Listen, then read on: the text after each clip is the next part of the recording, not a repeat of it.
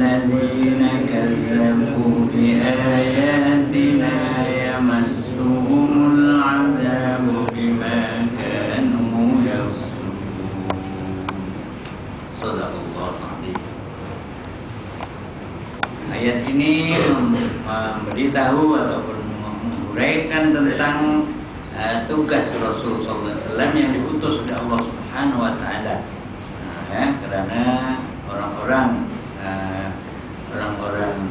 kafir Quraisy kadang-kadang memohon atau minta sesuatu daripada Rasul itu, dan Rasul sebenarnya Rasul tidak ada apa-apa yang nak diberikan, melainkan apa yang ditugaskan oleh Allah SWT kepada Rasul ada semata-mata untuk menyampaikan.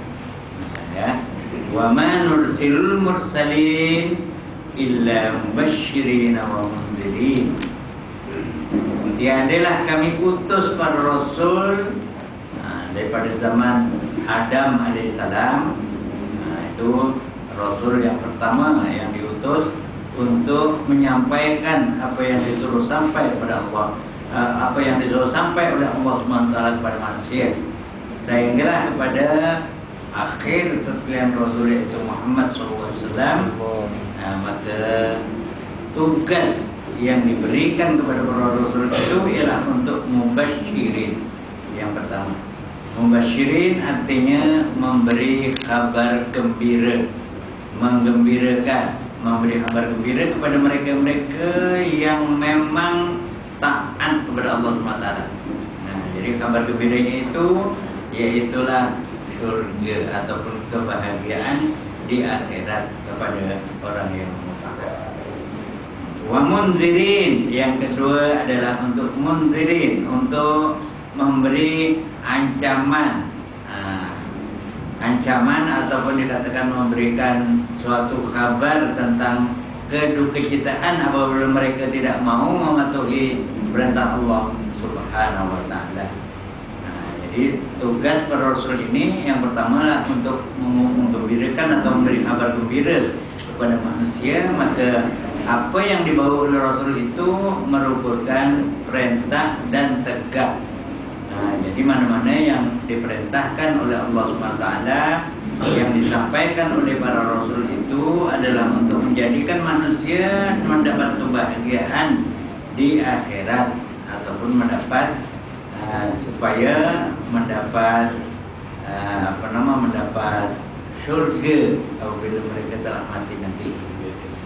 Jadi di antara hadis-hadis Rasulullah SAW ini ada satu hadis disampaikan ataupun diriwayatkan daripada Abi Hurairah tentang peraturan yang dibawa oleh Rasul sebagai mubasyirin dan munzirin.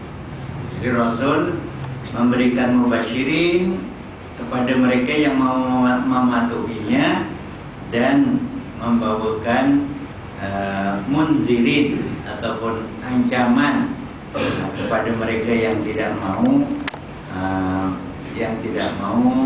mengikutinya ataupun mematuhinya. Jadi Abi Hurairah SAW meriwayatkan sebuah hadis. Jadi Abi Hurairah adalah seorang sahabat yang paling banyak meriwayatkan hadis 5.374 hadis. Tidak ada sahabat yang begitu banyak meriwayatkan seperti Abi Hurairah. Jadi orang-orang Madinah ketika itu, karena Abu Hurairah ini datang ke Madinah lambat, masuk Islam pun lambat. Dia datang ke Madinah untuk masuk Islam jumpa Rasulullah SAW tahun yang ke-7 Hijrah. Rasulullah SAW wafat tahun 10. Berarti 3 tahun aja Abi Hurairah bersama dengan Rasulullah. Macam mana boleh dia banyak meriwayatkan hadis berbanding dengan sahabat-sahabat yang lain? Itu desas-desus ataupun mereka orang-orang Madinah itu macam seolah-olah macam kenapa Abu Hurairah begitu begitu lambat masuk Islam, dia datang sudah tahun yang ke-7. Tetapi kenapa dia yang paling banyak meriwayatkan hadis hingga 5.000 lebih, sedangkan yang lain 2.000, 3.000, ya, 3.000 hadis. Ini Abu Hurairah pun sedar apabila ada orang berkata begitu, dia pun bercerita pada satu hadis yang khusus mengenainya, katanya ya. Kalau nak tahu kenapa aku banyak meriwayatkan hadis, ini katanya, aku bagi tahu orang. Aku memang datang daripada Yaman sudah tahun yang ke-7 hijrah. Maknanya sudah 7 tahun baginda hijrah ke Madinah, barulah Abu Hurairah datang. Tetapi kedatanganku ini memang semata-mata untuk belajar, untuk mengambil pelajaran ataupun mendengar pelajaran daripada Rasulullah SAW. Saya tumpukan, kata Abu Hurairah, seluruh tenaga dan pikiranku untuk mempelajari apa saja dari Rasulullah SAW.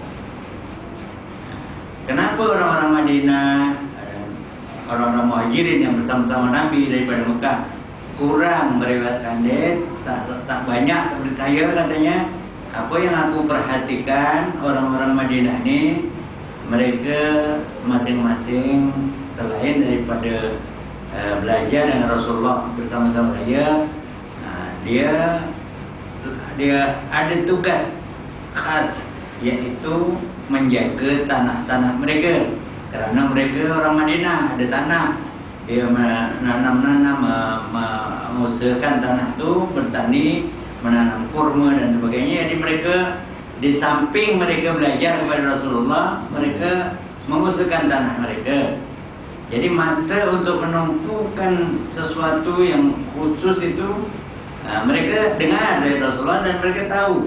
Cuma mereka tidak meriwayatkan, tidak menceritakan, kerana masa untuk nak kumpulkan, nak mengingat, nak sebagainya itu terhad, kerana mereka bekerja mengerjakan tanah-tanah mereka.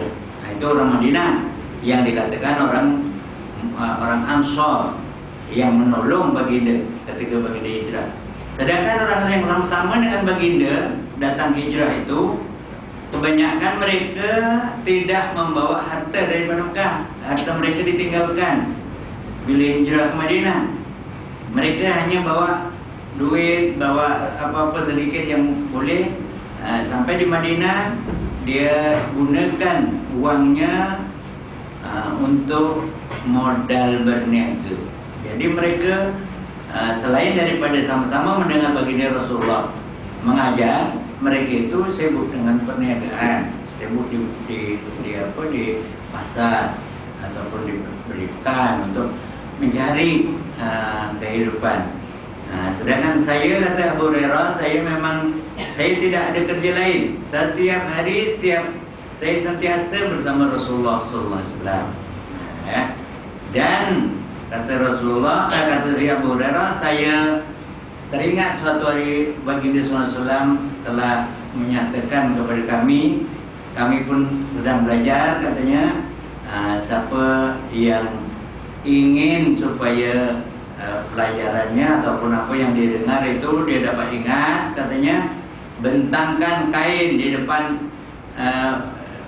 majlis Rasulullah tu, tak adalah jauh, dia lapar gitu, jadi bentang ke depan, katanya, kain. Jadi bila kalau habis saja mengaji ataupun habis kuliah ini, katanya, ijma'u, kalau suruh kumpulkan, maknanya dipromotkan begitu ke, dari letakkan di dada, katanya, dengan mukjizat yang ada pada Rasulullah, maka tidak akan lupa apa yang didengar.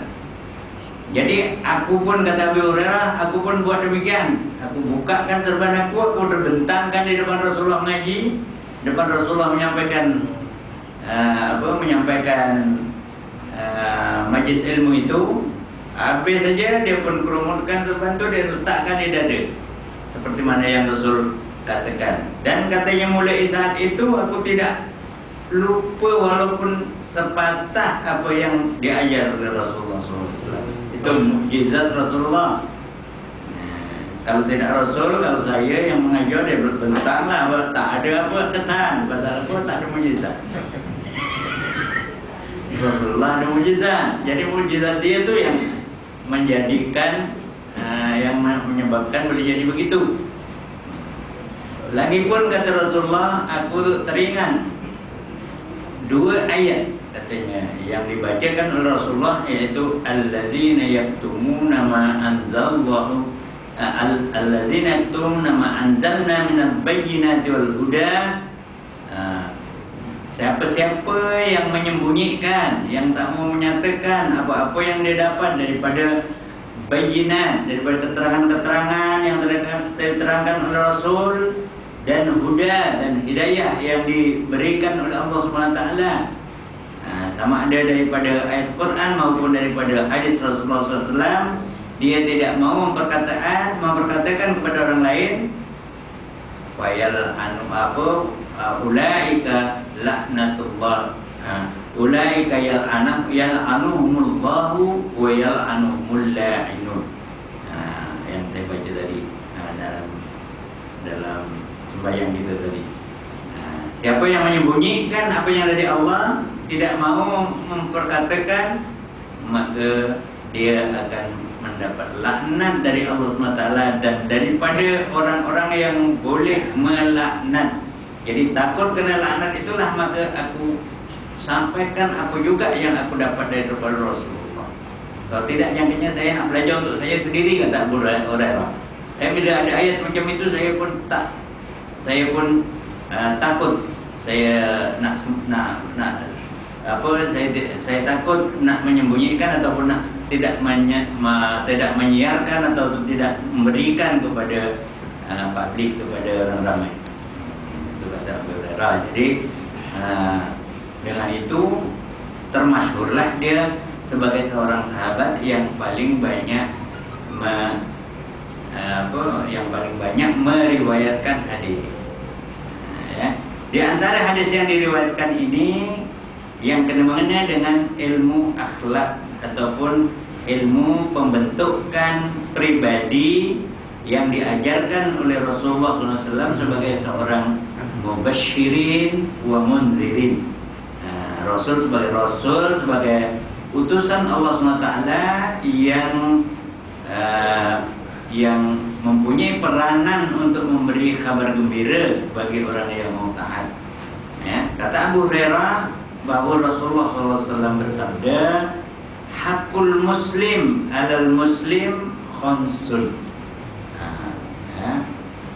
Hak seorang muslim di atas seorang muslim yang lain. Ada 5 perkara katanya di sini. Yang pertama, raddus salam. Dalam riwayat yang lain ada disebutkan afsyus salam. Jadi raddus salam atau afsyus salam maknanya hebahkan salam. Kalau berjumpa dengan orang, sentiasa mendoakan kawannya supaya selamat, supaya sejahtera. Assalamualaikum, itu doa. Semoga sejahtera di atas Tuhan. Kalau selamat pagi itu bukan doa yang selamat pagi, orangnya tak tahu lagi. Selamat petangnya yang selamat. Ini Assalamualaikum. Satu perkataan yang diajarkan bagi orang Islam. Maknanya mendoakan siapa juga yang dijumpai dengan perkataan semoga kesejahteraan atas kamu, semoga berselamat, gitulah. Maka kewajiban yang mendengar ucapan itu menjawab. Itu yang kata Rasulullah SAW, yaitu waalaikumsalam, atas kamu juga aku doakan semoga sejahtera. Jadi inilah masyarakat ataupun cara interaksi, cara bermasyarakat dalam Islam sentiasa doa mendoakan. Ya. Yang kedua katanya wa'iyadatul marid, dan melawat apabila salah seorang ditimpa musibah sakit misalnya. Dengar kawannya sakit dah beberapa hari, ya. Tengok di Facebooknya, tengoklah series ada orang menulis ada 3 hari demam tak tahu demam tak tahu, tak apalah. Ya. Kalau umpamanya ada ke lapangan, datanglah pergi ziarah, tengok macam mana sakitnya. Ya. Dan ada pula ada melawat orang sakit itu. Ya. Jangan terlalu lama di situ, jangan pula cerita yang bukan kau sakit apa ni. Lah ini tak rasa kali itu ada orang sakit macam itu mati. Jadi dia patutnya dia melawat nak menyukakan nanti orang yang sakit tu, jadi suhul, ya. Jadi iyadatul marid, melawat orang sakit itu hak orang yang sakit untuk dilawati. Dan ini ya sebagai satu pembentukan supaya masyarakat orang Islam ini jangan bila ada orang sakit dia buat tak tahu, ataupun dia tak mau pergi melawat, ataupun tak mau mengambil tahu. Yang ketiga katanya ittiba'ul janaiz, ikuti jenazahnya. Kalau kawannya mati, ataupun saudaranya mati, ataupun sesama umat Islam ada yang meninggal, bukan saja ziarah ke kawan yang meninggal itu, tetapi diikuti sampai ke kubur, diantarkan sampai ke kubur.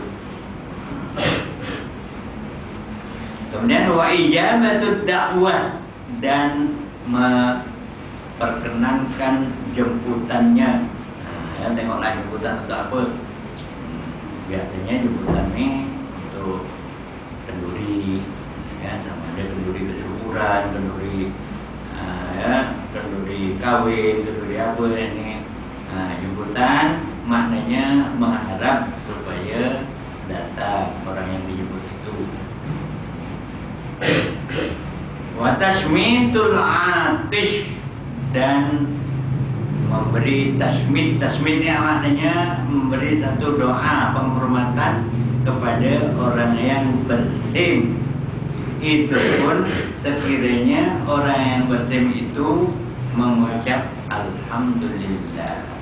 Jadi kalau bersim, ucaplah alhamdulillah, maka yang mendengar ucapan alhamdulillah itu dia jawab doa yarhamukallah. Maknanya mudah-mudahan Allah memberi rahmat kepada kau. Itu mengikut riwayat Muslim, ya.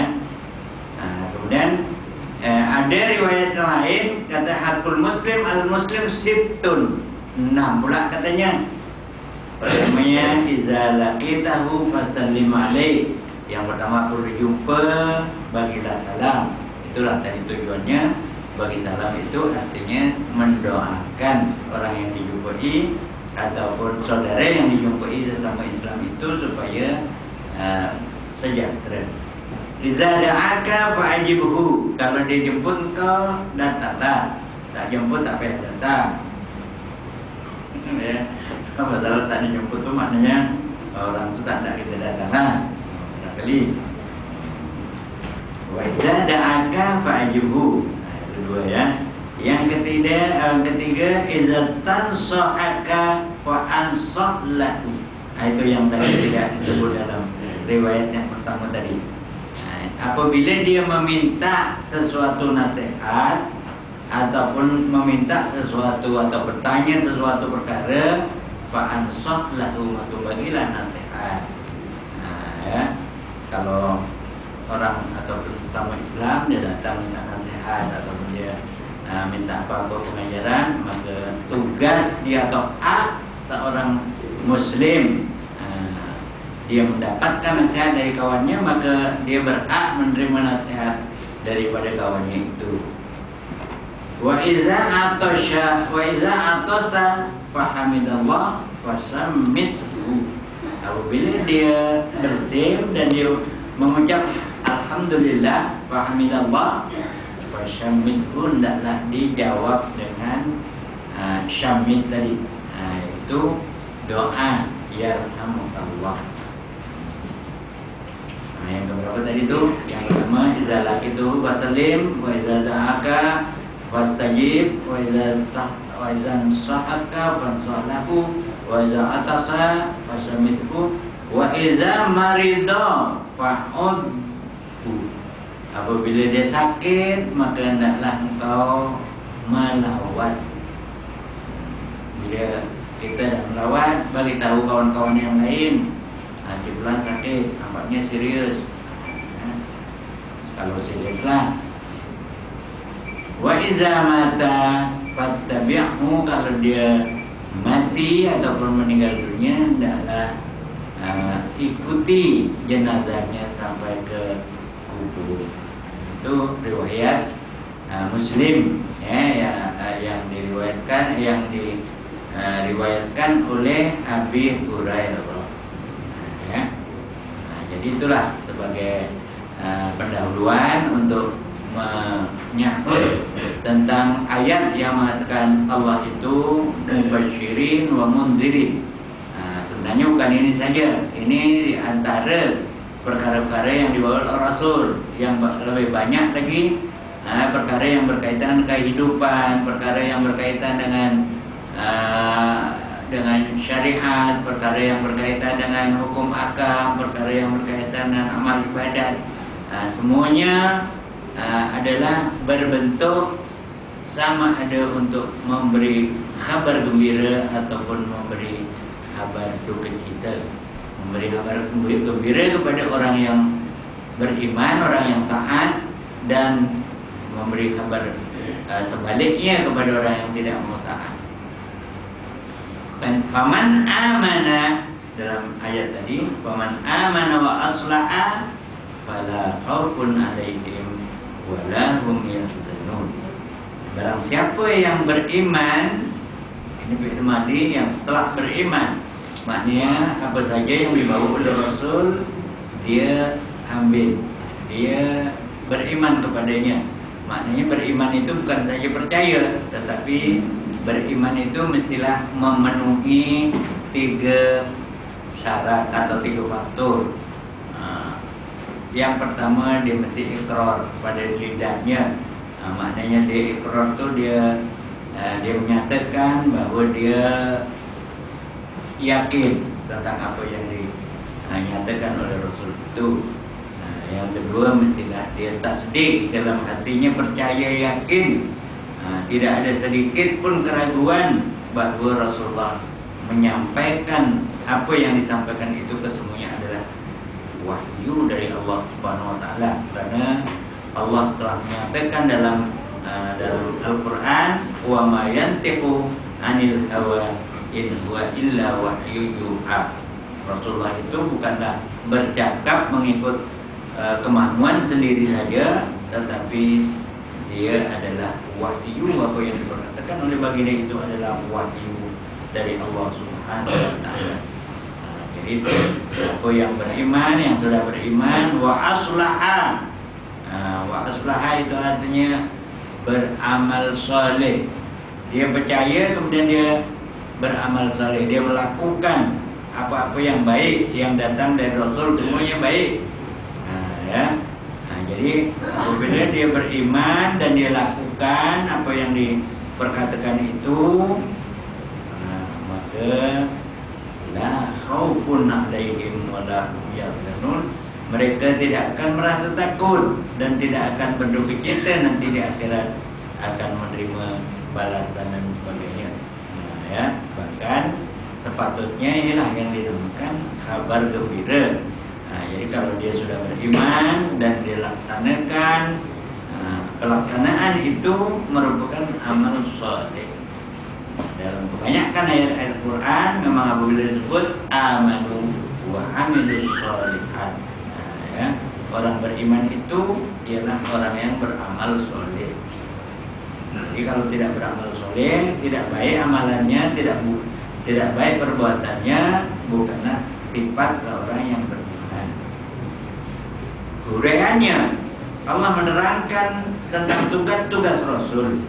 Mereka itu adalah diutus ke muka bumi untuk menyiarkan agama Allah dengan membawakan berita-berita yang menyuguhkan sekalian orang yang mentaati perintah-perintah Allah, bahwa mereka bakal dimasukkan dalam surga. Nah, itu yang dikatakan kabar mubasyirin. Dan juga membawa berita-berita ancaman yang mendukicitakan hati sekalian orang yang menderhakai perintah itu, bahwa mereka bakal dimasukkan ke dalam neraka. Nah, itu yang dimasukkan kabar gembira, kabar duka cita. Nah, jadi kabar gembira kepada mereka yang aslaha, yang beramal soleh, yang amanah wa aslaha, yang beriman dan seterusnya melaksanakan, mengerjakan apa yang dia imani itu.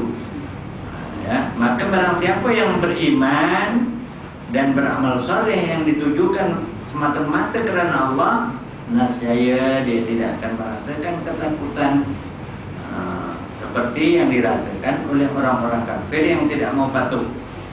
Mereka di dunia tak adalah merasa apa takut, tapi bila di akhirat nanti baru melihat siksa Allah, maka sudah pasti dia akan merasa ketakutan. Baik semasa di dunia maupun semasa di akhirat kelak, begitulah.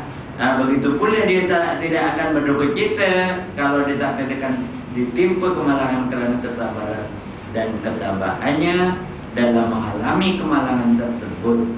Bukan seperti halnya orang-orang kafir yang merana dan berduka cita yang berpanjangan semasa ditimpa malapetaka. Jadi ini nak membezakan antara orang yang kufur, orang yang kufur. Ada juga dikatakan kufur itu katanya tidak bersyukur, tidak bersyukur pun kufur. Ya.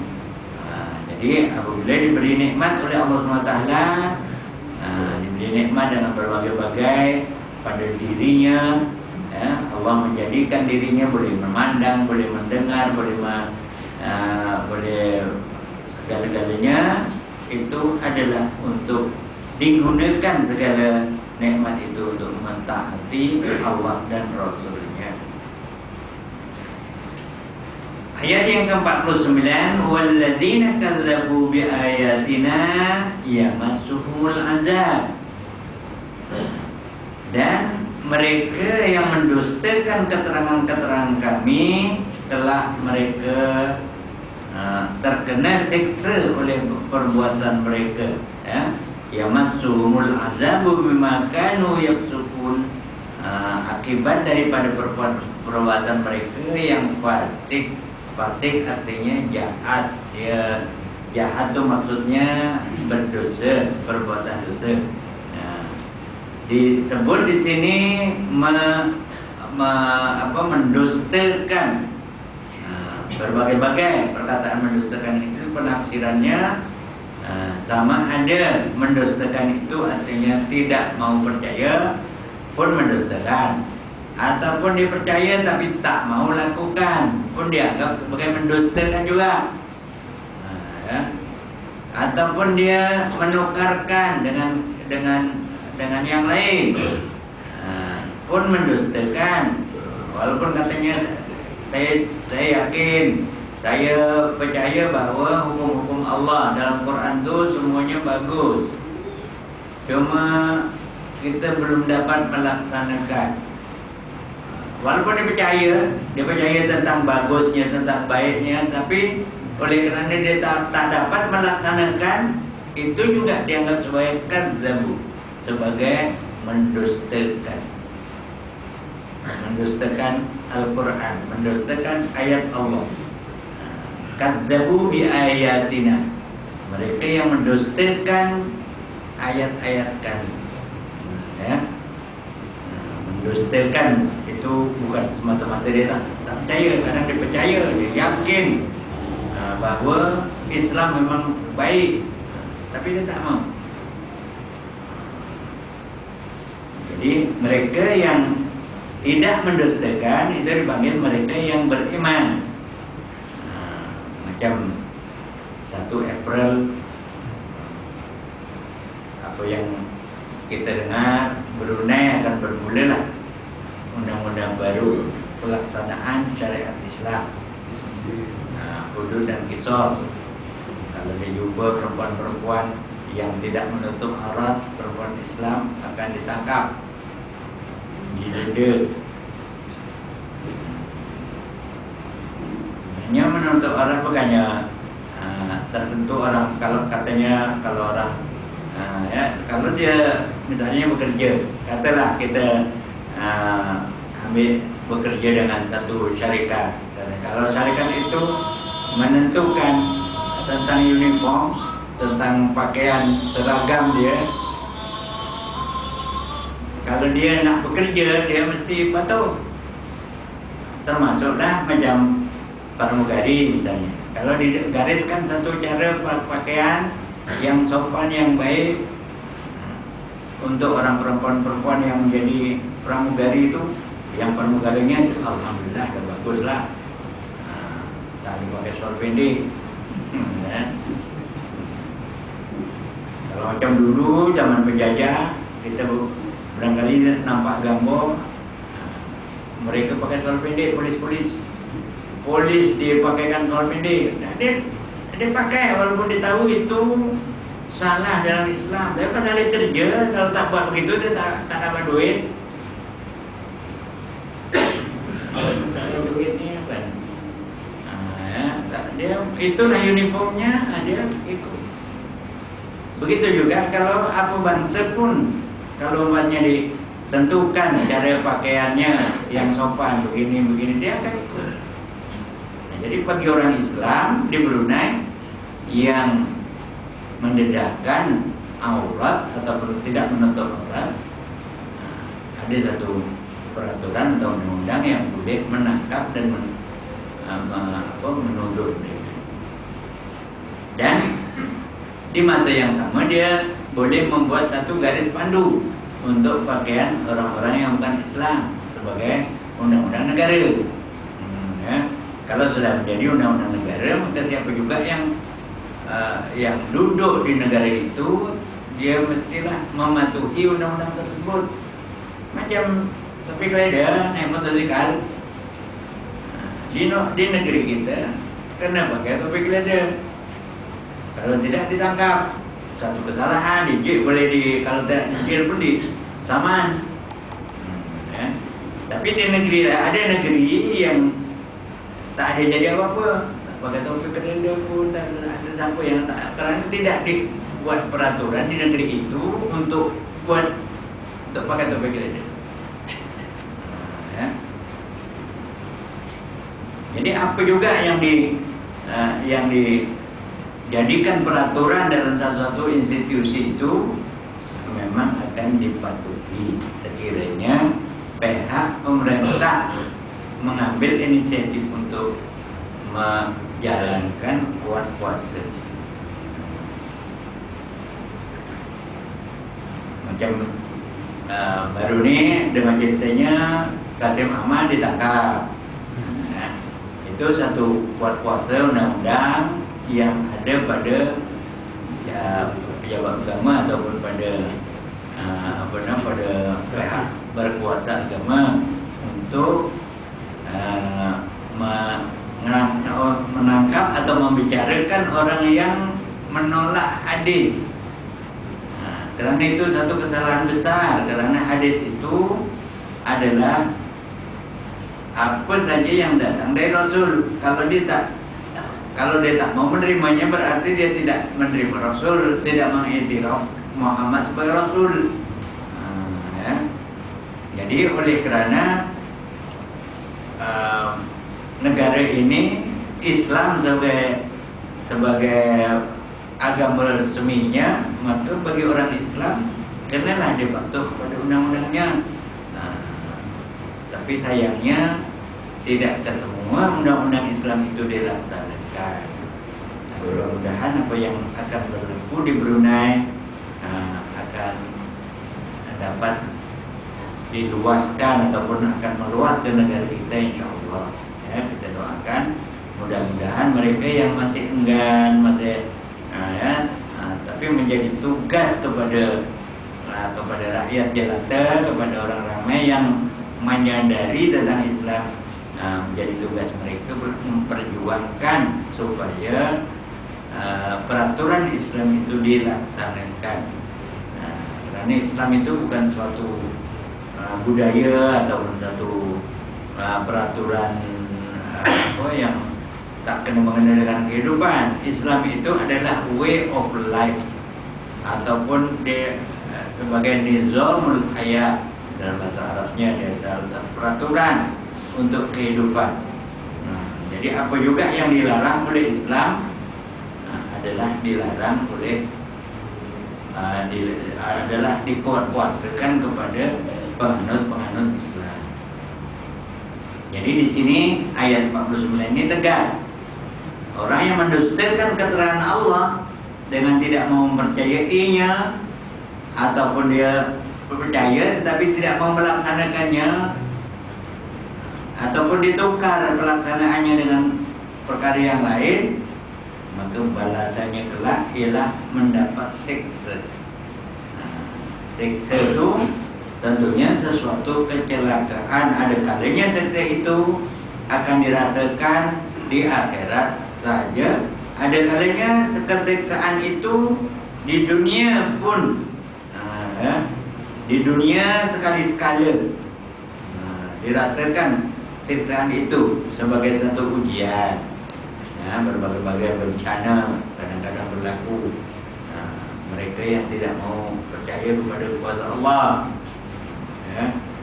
baru ni kita kehilangan kapal terbang belum jumpa lagi. Bila dia cakap, dikatakan katanya di Lautan Hindi berakhir di situ penerbangannya, tiba-tiba tidak dapat membuktikan, tak ada satu bukti benda apa pun yang dijumpai di situ. Dan tu dia pun beralih pula, katanya bukan dia tak cakap macam itu. Dia cakap dia tak ada cakap mati. Padahal dia ada cakap tentang minta supaya majlis fatwa buat mesyuarat, majlis fatwa supaya menentukan untuk sembahyang hajat ke untuk macam mana. Itu menunjukkan dia mengatakan bahawa semua penumpang yang ada dalam kapal terbang itu sudah tak akan dia nak buat macam itu. Dia dah alih lagi pula dia punya keterangan ni. Kita tengoklah sampai ke mana sandiwaranya ini selesai.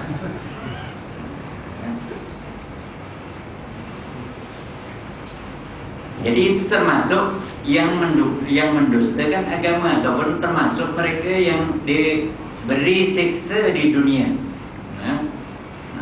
Kadang merupakan siksaan itu merupakan sesuatu kesengsaraan, sesuatu kepayaan, tak hujan-hujan itu, dan jerebu dan macam-macam.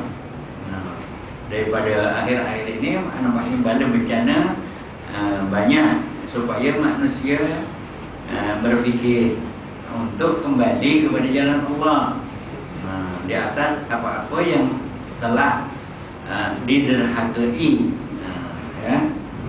Kalau khusus untuk emas, penerbangan emas itu yang kita nampak sebagai orang Islam, kerana mereka masih lagi dari dulu diingatkan tak mau ingat, tak mau ikut, iaitu masih menjual arak lagi dalam kapal terbang.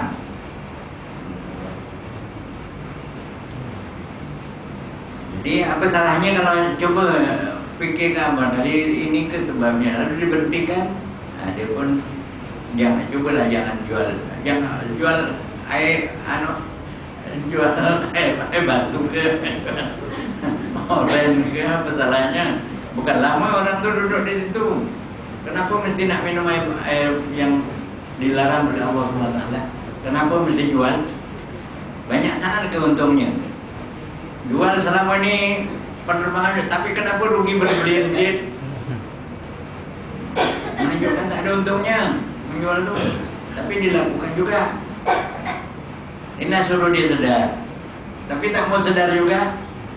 Tak mau pula ada yang berkata, oh ini mungkin ini selama ini dia tak ikut peraturan Allah itu ini. Takut nak cakap begitu. Sedang di akhirat pula akan dirasakan berterus-terusan, tak berhenti-henti, kekal selama-lamanya. Demikianlah balasan orang yang fasik. Itu fasik itu dikatakan orang yang terkeluar dari mentaati Allah. Itu sebab dalam surah Maidah disebut, wa man lam yahkum bima anzalallah fa ulaika hum fasiqun. Orang yang berkuasa tetapi tidak mau gunakan kekuasaannya untuk melaksanakan hukum ahkam yang diturunkan oleh Allah SWT, maka mereka itu fasik, mereka itu terkeluar dari mentaati Allah. Dia ada 3 ayat di sana, fasikun, ada yang zalimun, ada yang kafirun. Ya.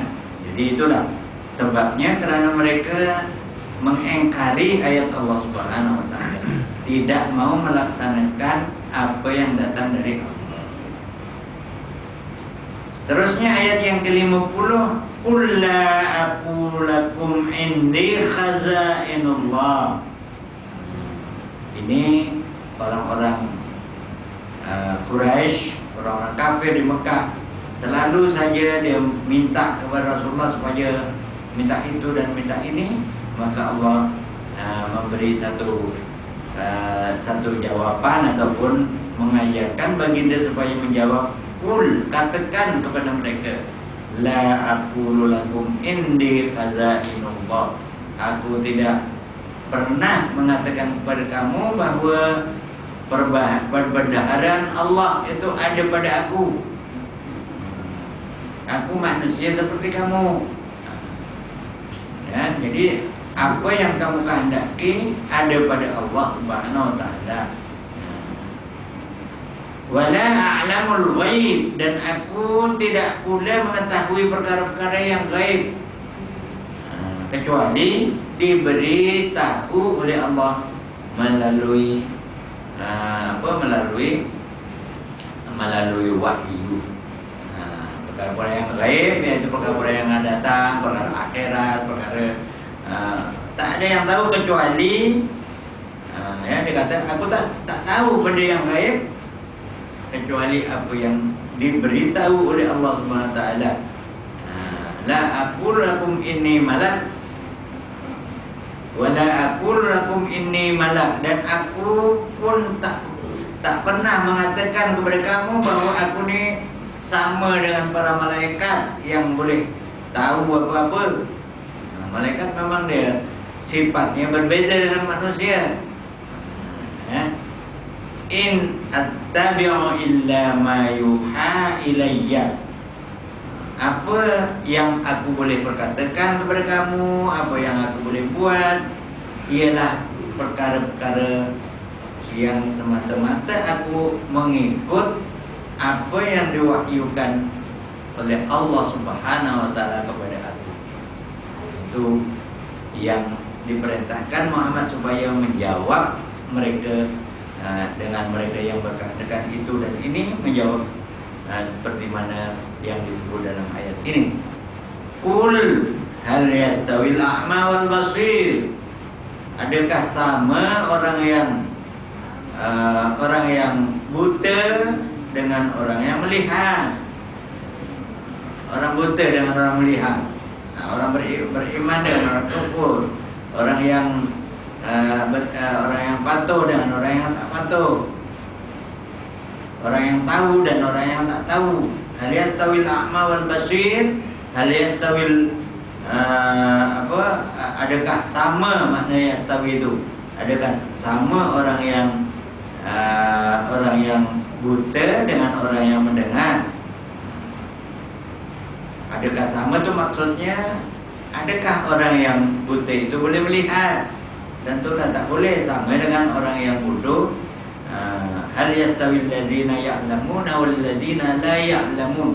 Adakah sama orang yang diberi ilmu, orang yang diberi pengetahuan, orang yang mau belajar sehingga dia tahu, dia celik? Adakah sama dengan orang yang tidak celik, tidak mau mengambil tahu, tak mau belajar, tak ada ilmu? Ya. Kerana sebab salah satu dari bukti daripada tanda-tanda hari kiamat hampir diceritakan oleh baginda SAW kepada para sahabat, ialah di akhir zaman ilmu akan ditarik oleh Allah SWT. Bukan maksudnya ilmu akan dihilangkan dari dada-dada daripada pengetahuan orang-orang alim. Bahkan orang-orang alimnya yang dimatikan ataupun yang sampai ajal. Jadi oleh kerana pada masa hidup orang-orang alim itu mereka kurang yang mengambil ilmu daripadanya, maka apabila orang-orang alim ini telah meninggal ataupun wafat, maka jadilah orang-orang menyebabkan orang-orang tidak tahu. Itulah yang dikatakan ditarik ilmu itu.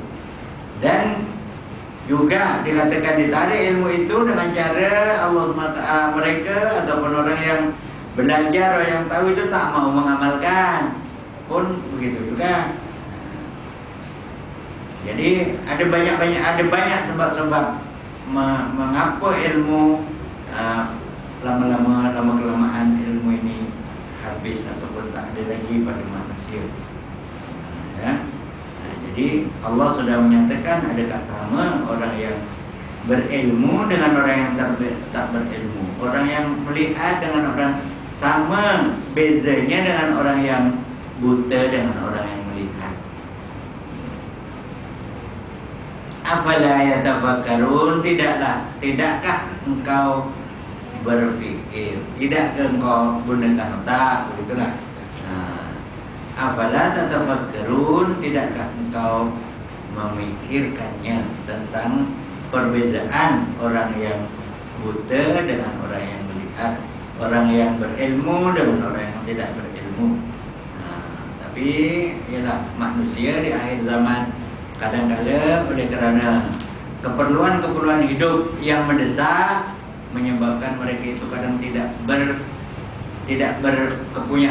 berkesempatan untuk mencari ilmu.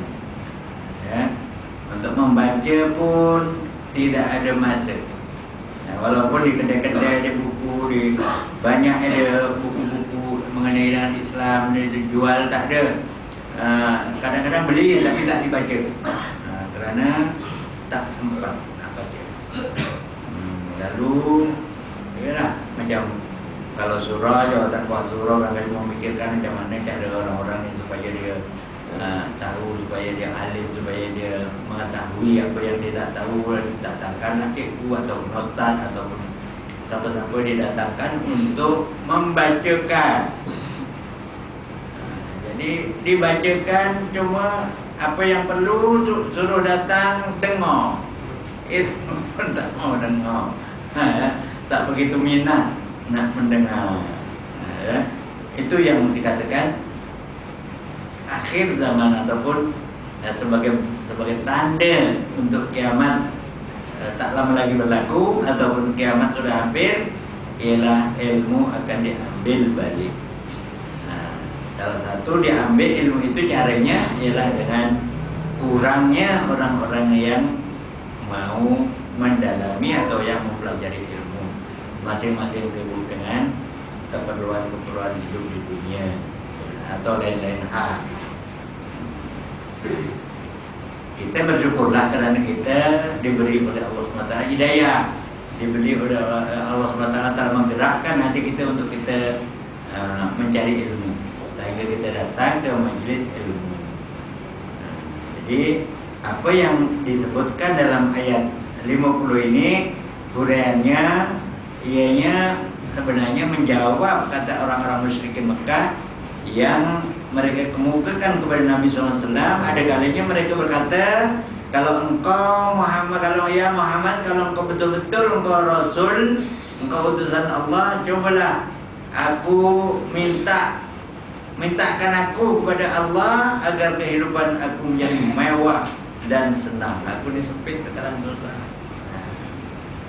dan menukarkan keadaan kami yang miskin menjadi kaya. Itulah permohonan di antara permohonan atau permintaan orang. Kalau betul kau coba buat begini. Maka Allah menyuruh katakan kepada mereka, aku hanya diutus sebagai Rasul yang membawa berita menyukakan dan berita ancaman. Aku tidak mengatakan kepada kamu bahawa perbendaharaan Allah itu ada pada saya. Jadi apa yang kamu minta itu ada pada Allah. Aku tidak mempunyai khazanah, tidak mempunyai gudang dan tidak mempunyai tempat simpanan rezeki yang dapat aku bagi-bagikan atau aku berikan kepada kamu mengikut yang kamu kehendaki. Yang mempunyai gudang rezeki itu ialah Allah Subhanahu wa taala. Jadi kalau tidak, minta pada Allah, jangan minta pada aku. Ya, kata Allah suruh menjawab orang-orang musyrik supaya minta begitu. Tapi perkara-perkara lain ada juga yang kadang-kala apabila baginda dicabar, lalu baginda telah menggunakan mukjizat yang ada yang diberi oleh Allah SWT. Umpamanya satu masa di Mekah baginda dicabar untuk memanggil pokok kurma. Pokok suruh panggil. Kalau kau betul Rasul katanya betul Allah, coba panggil pokok kurma itu datang sini. Benda yang tak munasabah, benda yang tak masuk akal. Tapi oleh kerana baginda seorang yang diberi mukjizat oleh Allah, lalu Allah pun berdoa kepada Allah memanggil pohon kurma itu pun datang. Datang berjumpa Rasulullah dan dia mengucap doa-doa kalimat syahadat. Perangkat Rasulullah tu. Jadi sampai sekarang tempat yang berlakunya peristiwa itu diingati, dibedakan satu masjid kecil, dinamakan Masjid Syajarah. Ada dua, satu di seberang sini, satu di seberang sini di jalan. Jadi yang satu ni ialah tempat di mana pokok kurma itu berasal, dan yang sini yang Masjid Syajarah itu tempat baginda duduk.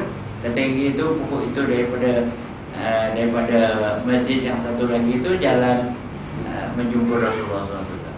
Itu pun mereka bila dah berlaku benda yang mereka tak masuk akal itu pun masih juga tak mau. Ini sihir, tak mau percaya. Ini Muhammad dah pakai sihir namanya. Macam bomo bomo nomor 1 di dunia.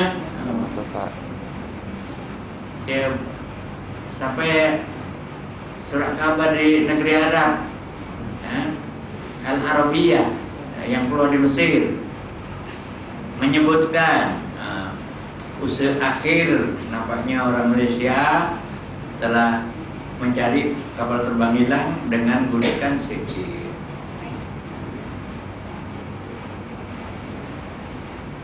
Bila ada orang kata begitu, kan dia pun keluarkan satu amaran pula, dia nak terpeling buaya. Entah macam mana rupanya. Begitulah manusia.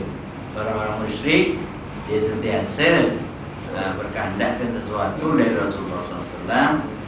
Sedangkan Rasulullah bukannya orang yang menyimpan khazanah ataupun harta benda untuk mereka.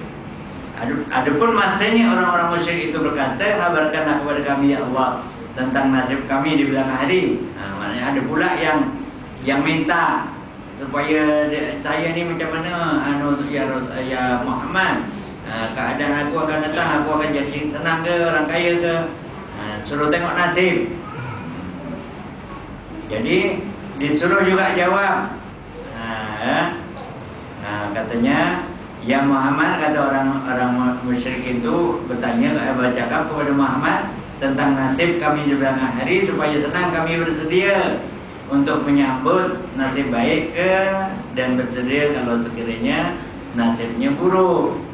Maka Allah menyuruh, katakan kepada mereka, aku tidak pula mengetahui perkara yang gaib yang dapat kukabarkan mengikut yang kamu kehendaki. Kerana baginda juga seorang manusia, baginda hanya memperkatakan apa yang diwahyukan oleh Allah Subhanahu Wa Taala kepada baginda. Dan pernah pula mereka berkata, mengapa seorang Rasul dianya makan, berjalan di pasar, mengawini perempuan? Maka Allah menyuruh Rasul menjawab, aku tidak mengatakan kepada kamu bahawa aku ni malaikat. Kalau malaikat tak payah dia nak kahwin, tak payah dia nak makan, minum. Kerana bangsa malaikat itu ada mempunyai kesanggupan yang tidak disanggupi oleh bangsa manusia. Dan bangsa malaikat itu dapat menyaksikan apa yang tidak dapat disaksikan oleh bangsa manusia. Kita satu bangsa manusia. Tak lain yang aku ikut hanyalah apa yang diwahyukan Allah Subhanahu Wa Taala. Itu yang disuruh jawab oleh Allah. Kesimpulannya, sesungguhnya Nabi Muhammad SAW tidak memiliki perbendaharaan Allah tempat menyimpan rezeki yang dibagi-bagikan dan berikan ke sana kemari. Tidak pula mengetahui perkara-perkara yang gaib dan bukan bangsa malaikat. Yang mengetahui akan perkara-perkara yang gaib itu. Adapun yang diikut oleh Nabi hanyalah apa yang diwahyukan oleh Allah SWT kepada baginda. Kalaupun baginda pernah menghabarkan sesuatu benda yang gaib atau menelah sesuatu akan berlaku di belakang hari, semuanya itu adalah perantaraan wahyu Allah Subhanahu Wa Taala. Kerana baginda pernah menyatakan berbagai-bagai perkara yang gaib yang waktu itu belum berlaku. Umpamanya dikatakan salah satu dari tanda kiamat juga katanya ialah ada orang seorang hamba atau seorang amat. Dalam hadis itu doa amat, antalidal amatu rabbataha. Ada amat melahirkan tuannya. Orang gaji melahirkan tauhidnya, maknanya yang dilahirkan anak itu sudah menjadikan ibunya sebagai amatnya. Masa itu terlalu peliklah orang, manusia terlalu asing. Takkan ada lah mak nak dijadikan orang gaji, nak dijadikan pesuruh, nak disuruh itu ini. Tapi apa yang diperkatakan oleh Rasul 1000 tahun dulu sudah banyak berlaku sekarang. Apa yang dikatakan itu berlaku, yaitu orang ataupun anak kadang-kadang meminta tolong pada ibunya, sama ada dia minta tolong pada ibunya atau ibunya sendiri yang merasa dia anaknya kalang kabut nak cari orang gaji tak dapat, dia kerja begitu begini, lalu orang tuanya lah yang terpaksa. Tapi salah, ini bukan soal salah ke tak salah, soal apa yang diperkatakan oleh baginda itu 1000 tahun dulu sudah berlaku. Pada waktu itu tak berlaku. Takkanlah berlaku katanya waktu itu. Tapi zaman sekarang boleh dikatakan lumrah, banyak berlaku. Katalah anaknya tak ada orang gaji. Ada orang gaji pun kadang lari. Habis macam mau tak mau kena tolong juga. Walaupun ada juga yang ngeluh, aku ni yang kena juga ingin juga ikut dengar-dengar nak ngaji lah begitu, tapi cucu saya tu macam mana? Dia mengajar gitu. Jadi apa bedanya dengan orang haji? Dia ibu. Ya. Ini bukan maknanya tak boleh buat begitu. Ini boleh tak boleh itu bukan soalnya. Saya memperkatakan bahwa Rasul mengatakan sesuatu yang ketika itu tak ada, tapi berlaku karena Rasul bersifat sidik, benar apa yang diperkatakan itu. Jadi walaupun yang pada masa baginda berkata itu tak berlaku, tapi sekarang sudah berlaku. Kemudian Allah menyuruh, tanyakan pula kepada orang miskin, orang musyrikin itu tentang perbandingan antara orang buta dan orang celik, adakah sama? Terusnya perbandingan antara yang kafir dan mukmin, adakah sama? Yang sesat dan yang terpimpin, adakah sama? Dan yang alim dengan yang jahil, adakah sama? Tentu sekali tidak. Dan pastikanlah orang yang mempunyai pikiran menggunakan pikiran itu untuk menentukan dirinya. Ya, sama ada dirinya nak menjadi orang yang celik atau dirinya nak menjadi orang yang buta. Ya, kalau secara fisiknya, secara lahirnya tentang celik dan buta ini, biji mata ini kalau orang nak beli 100.000 pun barangkali tak akan ada orang jual. Kau nak jual kau punya biji mata tu 100.000. Ada nak? Maknanya begitu besar harganya celik itu. Celik itu artinya sama ada celik dari segi kebodohan. Maknanya harga ilmu itu lebih kurang juga dengan harga mata. Tapi orang kadang-kadang ilmu dia tak harga biarlah. Jadi kedua-dua sifat yang berlawanan itu tidak akan sama, bahkan teramat jauh perbedaannya. Dan orang yang menggunakan akal pikirannya yang diberi oleh Allah itu, tentulah dia akan memilih ataupun menentukan dirinya sama ada menjadi seorang yang celik ataupun seorang yang buta. Ya, jadi ya, sampai ayat 50 namanya.